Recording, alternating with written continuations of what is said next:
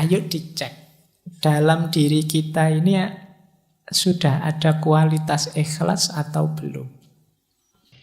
Bismillah, mari kita lanjutkan lagi belajar kita, ngaji kita. Ini ada beberapa ciri. Kita ambil dulu ciri umum ya. Ini tanda-tanda kita sudah ikhlas. Yang pertama apa? Melakukan sebaik mungkin kebaikan termasuk ibadah meskipun sedang sendirian. Nah, ini berarti kita ciri-ciri orang ini ikhlas. Fokusnya Allah saja. Kalimat meskipun sedang sendirian ini penting. Karena kadang-kadang kita itu kalau pas banyak orang gayanya, kalau ngimami suratnya panjang-panjang. Tapi begitu sendiri yo, kuluhu sama ina atau ina. Cowopet sholatnya. Itu ciri-ciri kamu ada riyaknya. Jadi biasanya kan begitu. Kita kalau ada banyak orang pamernya dikedepankan. Itu kemungkinan tidak ikhlas. Baik kalau pas banyak orang saja. Kalau tidak ada orang aslinya kelihatan. Ini ciri-ciri belum ikhlas. Tidak lillahi ta'ala, masih karena orang. Yang kedua, masih mau mendengarkan nasihat atau petunjuk. Orang itu ketika ingin dekat dengan Allah, ingin perjalanannya lurus menuju Allah, itu biasanya takut salah jalan, takut tidak diridhoi Allah. Ini membuat dia tidak berhenti belajar. Ketika dia tidak berhenti belajar, ya dia terbuka terus untuk memperbaiki diri, biar tambah dekat dengan Allah, biar tambah dekat dengan Allah. Jadi cirinya orang ikhlas itu semangat belajarnya tinggi. Kenapa? Dia ingin lebih baik, lebih dekat terus pada Allah. Khawatir keliru, jangan-jangan mulutku saja yang lillahi ta'ala, tapi perbuatanku belum. Maka dia berusaha terus-menerus untuk belajar. Yang ketiga, orang ikhlas itu tidak ingin menonjol dan tidak suka dipuji. Ini mungkin mirip kita ya, cuma dibuang tidaknya. Kita kan ingin selalu menonjol, ingin selalu unggul. Kalau dicueki kita marah-marah. Jadi kalau ada yang muji senang. Nah, ini kemungkinan ya kebaikan yang kita lakukan karena orang. Kan sekarang kita melakukan apapun kan kita posting itu kan, kita foto, kita posting biar orang tahu. Itu kalau tidak ada yang jempoli, tidak ada yang muji, tidak ada yang kita mungkin sedih sekarang. Sudah posting 1 hari lebih loh ya, ini kok yang jempoli cuma 2 misalnya. Ya, 2 itu pun ya cuma teman satu kamar. Nah kita sering begitu, kamu gelisah melakukan, kamu nunggu dipuji orang. Padahal cuma satu kamarnya 3, berarti yang satu nggak jempoli juga. Nah, kita ingin hari ini kan peradaban hari ini tuh peradaban yang sering saya sebut istilahnya FOMO itu kan, fear of missing out. Kita khawatir hilang, ingin kelihatan terus, ingin menonjol terus. Melakukan kebaikan kalau tidak diposting kan kita rasanya ada yang kurang. Kadang-kadang sholat saja kan kita posting. Berangkat ke masjid nih, terus nanti di depan sana. Nah, ya kan? Terus duduk paling depan nih, misalnya terus wah, terus gitu. Kadang-kadang sholatnya pun kamu taruh HP-mu di syuting, ngaji juga begitu kamu. Ingin selalu kelihatan. Nah, baik orang ikhlas itu tidak ingin menonjol, tidak suka dipuji. Bahwa orang muji monggo saja, itu bukan yang saya kejar. Bahwa saya kok kelihatan unggul, kelihatan menonjol di antara yang lain, tidak masalah. Tapi itu bukan target. Kemudian selalu muhasabah. Tidak merasa sudah paling benar, sudah paling ikhlas, sudah paling nomor 1. Dan yang terakhir, lebih suka beramal diam-diam, secara rahasia. Nah, tidak suka pamer itu. Ini memang agak kebalikan peradaban hari ini. Peradaban hari ini itu orang selalu ingin kelihatan. Mungkin juga mental kita itu, kalau kita kan sering kalau ada apa-apa, tidak ada fotonya hoax, tidak ada videonya hoax. Jadi akhirnya bawah sadar kita itu melakukan apapun ada fotonya, ada videonya. Jadi mungkin peradaban hari ini itu bisa kita sebut peradaban riya. Pamer terus apa-apa pengen dipamerkan. Ini agak hati-hati ya, ini untuk jiwa kita agak masalah orang yang selalu ingin pamer. Kata Syekh Zunun Al-Misri lebih tegas lagi. Kata beliau, orang ikhlas itu adalah orang ketika dipuji atau dicela, dia tidak akan terpengaruh. Pujian dan celaan itu dianggap sama. Kalau dia yakin ini kebaikan, dipuji orang atau dicela orang, dia tetap melakukannya. Ada yang ngasih jempol atau tidak, saya yakin ini baik, ya saya jalan.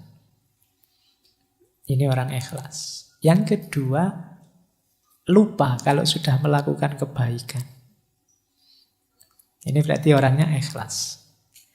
Misalnya sudah memberi utang teman bulan yang lalu, wah itu mungkin 10 tahun lagi masih diingat, wah kamu dulu zaman kuliah kalau bukan. Jadi dieling-eling terus temannya hutang 20.000 saja. Ini kamu dulu itu 20.000 belum kamu bayar loh sampai sekarang. Baik, ya berarti memang ya tidak salah, cuma belum ikhlas. Ikhlas itu biasanya tidak dianggap lagi, sudah melakukan kebaikan ya sudah saatnya kebaikan selanjutnya. Jadi tidak hanya mengagumi kebaikan yang lama, tapi selalu memproduksi kebaikan yang baru. Cirinya orang ikhlas. Terus yang ketiga, lupa hak-hak dari amal solehnya. Jadi tidak mikir reward. Wah, sampean melakukan ini itu harusnya dapat pahala sekian loh, harusnya. Ya tidak apa-apa lah, monggo terserah Allah saja urusan besarnya balasan pahala. Tidak berpikir ke sana sudah. Menurut saya ini baik ya sudah. Oh sampean rajin ke masjid loh. Wah berarti setiap sholat pahalanya 27 derajat. Ya alhamdulillah monggo, tapi fokusnya tidak ke situ. Jamaah itu baik, dianjurkan ya saya ikut jamaah ke masjid. Pahalanya dilipat gandakan berapapun, atau jangan-jangan sekarang sudah tidak 27 lagi karena kursnya mungkin berubah. Itu serahkan saja pada Allah kalau tentang itu.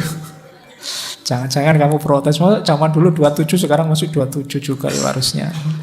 Monggo lah, pokoknya kamu jamaah saja lah sudah. Tidak usah terlalu dipikir hak balasan dan lain sebagainya. Nah ini ciri-ciri ikhlas kalau menurut Syekh Zunun Al-Misri. Baik, kita lanjutkan. Ada tips dari Syekh Ibnu Athaillah As-Sakandari, karena tadi ada hubungannya dengan riya. Syekh Ibnu Athaillah menyarankan strategi uzlah. Namanya khumul. Khumul itu menyembunyikan diri. Mengubur diri. Itu khumul. Makanya mungkin ini istilah ini diserap oleh bahasa Jawa jadi kemul. Kemul itu selimut. Kalau kita pakai selimut kan tidak kelihatan. Kata Syekh Ibnu Athaillah, idfan wujudaka fi ardil khumuli fama nabata mimma lam yudfan lam yatimmu nataijuhu. Sembunyikan wujudmu pada tanah yang tidak dikenal. Sebab sesuatu yang tumbuh dari biji yang tidak ditanam tak akan berbuah sempurna. Kalau kesusu ingin tampil, kesusu ingin kelihatan, ya kita tidak akan tumbuh. Untuk bisa tumbuh, kita harus masuk dulu, tidak kelihatan. Nah, ikhlas juga begitu. Ayo kita latihan ikhlas dulu, jangan kesusu pamer dulu. Jangan kesusu ingin dikenal, ingin tampil, ingin terkenal dulu. Ayo menyempurnakan diri dulu. Ayo melatih diri dulu sampai di level ikhlas yang kita tidak lagi punya pamrih duniawi, target-target yang tidak penting selain Allah.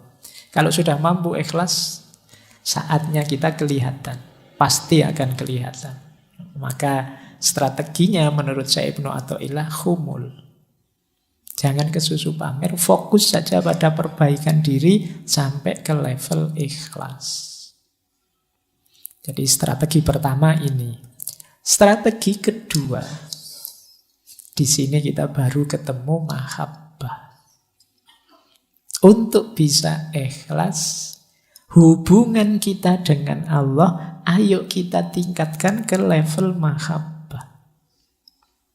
Tidak sekedar level formalitas, kewajiban, apalagi keterpaksaan. Kenapa kalau di level mahabbah lebih mudah ikhlas?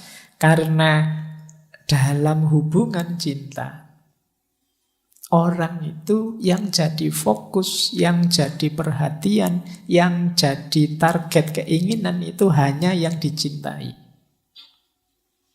Dalam cinta orang bahkan mengorbankan dirinya, egonya demi yang dicintai. Loh, ini kalau yang kita cintai Allah kan berarti hidup kita tadi ikhlas itu kan lillahi ta'ala, hanya untuk Allah saja, otomatis terpenuhi. Jadi begitu relasi kita dengan Allah adalah relasi cinta mahabbah, otomatis tanpa diminta hubungan kita dengan Allah jenisnya jenis ikhlas. Jadi ikhlas itu kan yang dalam mahabbah itu kan cirinya apa? Mahabbah itu unconditional, tanpa syarat. Orang yang benar-benar cinta itu kan kalau melakukan kebaikan untuk yang dicintai itu kan tanpa syarat. Tanpa aku cinta padamu asal engkau mau begini ya begitu, itu namanya belum cinta. Ini di sesi-sesi cinta sudah bolak-balik dijelaskan. Cinta yang sejati itu unconditional. Aku mau sama kamu asal IP-mu minimal 3,7 lah kalau masih. Nah, ini namanya tidak cinta. Aku mau asal gajimu sekian, ini namanya kondisional. Kalau cinta itu unconditional. Jadi sama Allah juga begitu, tidak pakai tawar-menawar. Kenapa kok kamu serius sekali ibadah? Biar Allah itu memberi anugerah, saya bisa kaya raya, saya punya banyak karomah, bisa jalan di atas air, atau saya punya apa. Tidak itu, tujuanku Allah saja. Jadi fokusnya hanya Allah saja, orientasinya hanya ridhonya Allah saja. Kayak kalian yang sedang jatuh cinta, itu kan ketika membahagiakan yang kamu cintai, itu kan senangnya luar biasa. Ya tidak harus pacarmu, orang tuamu pun yang sangat kamu cintai, kalau kamu bisa membahagiakan mereka, itu kan senangnya luar biasa. Maka cintailah Allah. Otomatis hubunganmu dengan Allah berubah jadi hubungan ikhlas tadi. Hubungan yang bersih, jernih. Tidak ada yang lain selain Allah saja. Nah, ini strategi kedua. Yang pertama tadi humul, yang kedua mahabbah. Ada tips dari Imam Ghazali untuk meningkatkan mahabbah kita menuju mahabbahnya Allah, cinta pada Allah. Jadi ini kalau bahasa saya teori dari mahabbah menuju ikhlas. Kata Imam Ghazali, ayo dipikir pelan-pelan ya. Orang itu sebenarnya secara alamiah itu harusnya mencintai Allah. Nah, ini rutenya ini. Yang pertama apa? Orang itu biasanya muhibbun li nafsihi. Cinta pada dirinya. Ini yang disebut ego tadi. Jadi ingin menyenangkan dirinya itu muhib li nafsihi. Orang ini karena ingin menyenangkan dirinya, muhibbun li nafsihi, pada akhirnya muhibbun lil muhsin alladzi ahsana ilaihi. Dia juga sebagai efeknya apa? Cinta pada orang yang berbuat baik kepadanya. Orang yang menyenangkan dia, membahagiakan dia. Nah, ini secara natural begitu. Orang itu secara alami cinta pada dirinya, berarti sebenarnya dia jika cinta pada orang lain yang membahagiakan dirinya. Nah, itu muhsin alladzi ahsana ilaihi. Berarti apa? Sebenarnya kita itu punya fitrah al-muhib lil muhsin. Kita itu sebenarnya cinta pada orang baik. Jadi karena orang baiklah yang punya kemungkinan berbuat baik padaku. Siapapun itu orang baiknya. Nah, kalau naik lagi satu level sebenarnya dari orang baik. Kenapa sih kok kita cinta pada orang baik? Karena dalam diri orang baik ada kebaikan. Berarti apa? Sebenarnya kita itu mencintai kebaikan. Kalau kita mencintai kebaikan, kalau kita berpikir lagi lebih dalam, sebenarnya ada Sang Maha Baik, yaitu Allah. Jadi semua tadi pada ujungnya, kalau kita mau merenung agak dalam, sebenarnya cinta kita itu harusnya sudah tumbuh pada Allah. Hanya saja selama ini kita tidak pernah merenung sedalam itu. Nah, ini nanti bagian yang harus kalian ulang.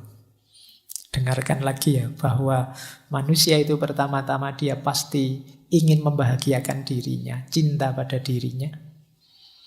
Otomatis berarti dia juga akan cinta pada orang yang membahagiakan dirinya, bisa membahagiakan dirinya. Orang baik yang bisa membahagiakan dirinya. Berarti sebenarnya dia juga cinta pada orang baik. Siapapun orang baik, ini punya potensi berbuat baik pada dirinya. Sehingga siapapun orang baik perlu dicintai.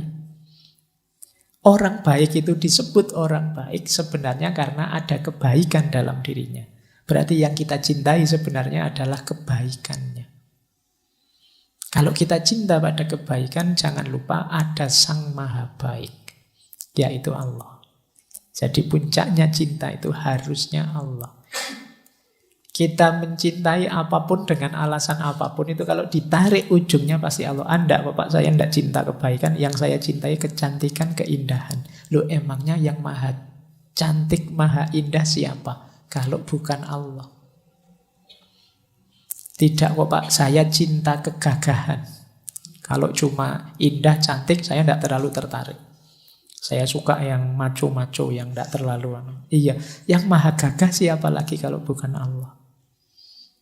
Jadi cintamu pada apapun, kalau kamu renungi sampai puncak, tetap ujungnya ya ketemu Allah. Jadi sebenarnya tidak ada alasan kalian tidak mencintai Allah. Berarti tidak ada alasan kalian itu melakukan apapun tidak secara ikhlas. Yang lebihnya mohon maaf. Wallahul muwaffiq. Wallahu a'lam bissawab. Wassalamualaikum warahmatullahi wabarakatuh.